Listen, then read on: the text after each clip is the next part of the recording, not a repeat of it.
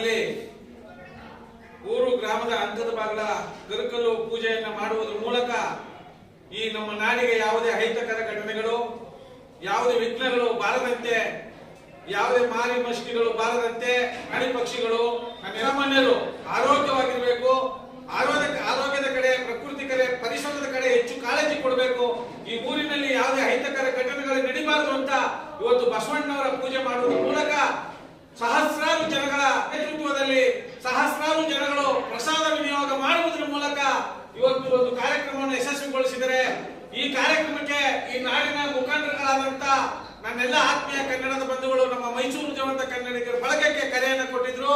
ನಮ್ಮ ನಂಜುಂಡವರು, ಶಿವಕುಮಾರ್ ಅವರು, ರಾಜಶೇಖರ್ ಅವರು, ಊರು ಗ್ರಾಮಸ್ಥ ಮುಖಂಡರುಗಳು ಕರೆ ಕೊಟ್ಟಿರೋದ್ರಿಂದ ನಾವು ಆ ಕರೆಗೆ ಹೂಗೊಟ್ಟು ಬಸವಣ್ಣವರ ಪಾದಕ್ಕೆ ಶರಣಾರ್ಥಿಗಳನ್ನ ಅರ್ಪಿಸೋಣ, ಭಗವಂತನ ನೋಡೋಣ. ನನ್ನೆಲ್ಲ ಆತ್ಮೀಯ ಕನ್ನಡದ ಬಂಧುಗಳಿಗೆ ಆಯುಷು ಆರೋಗ್ಯ ಭಾಗ್ಯವನ್ನು ಕೊಡ್ಲಿ, ಹೆಚ್ಚಿನ ಮಟ್ಟದಲ್ಲಿ ಅನ್ಯಾಯಗಳು ಅಕ್ರಮಗಳನ್ನ ನಿರ್ಮೂಲನೆ ಮಾಡಬೇಕು. ನಿಮ್ಮೆಲ್ಲರ ಮಕ್ಕಳ ಭವಿಷ್ಯಕ್ಕೆ ಒಳ್ಳೆ ಕೆಲಸ ಕಾರ್ಯಗಳ ಮಾಡಬೇಕು, ಎಲ್ಲರಿಗೂ ಆರೋಗ್ಯ ನೀಡಲಿ ಅಂತ ಆ ಭಗವಂತನಲ್ಲಿ ಪ್ರಾರ್ಥನೆ ಮಾಡ್ತಾ ಭಗವಂತನ ನೋಡೋಣ ಅಂತ ಬಂದ್ವಿ. ತುಂಬಾ ಪ್ರಸಾದ ವಿನಿಯೋಗ ಆಯ್ತು, ಭಗವಂತನ ಆರಾಧನೆ ಮಾಡ್ತೀವಿ. ಭಗವಂತನ ಕಣ್ತುಂಬ ನೋಡಿ ತುಂಬಾ ಖುಷಿ ಆಯ್ತು.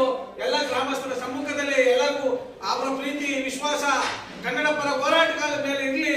ಎಲ್ಲ ಹಿರಿಯರ ಆಶೀರ್ವಾದ, ಗುರು ಹಿರಿಯರ ಮಾರ್ಗದರ್ಶನದಲ್ಲಿ ಹೋಗೋಣ ಅಂತ ಹೇಳ್ತಾ ನನ್ನ ಮಾತನ್ನ ಸಮರ್ಪಿಸ್ತಾ ಇದ್ದೀನಿ.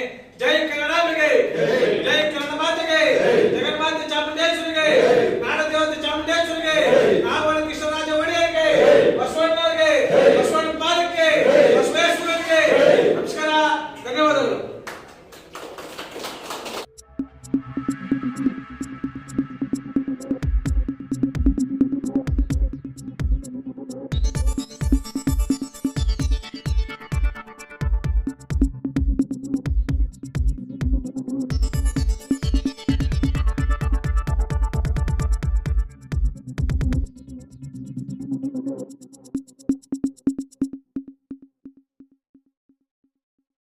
ರೆಡ್ ಬಟನ್ ಒತ್ತಿ ಫ್ರೀ ಸಬ್ಸ್ಕ್ರೈಬ್ ಆಗಿ, ಆಮೇಲೆ ಬೆಲ್ ಮಾತ್ರ ಮರಿಬೇಡಿ.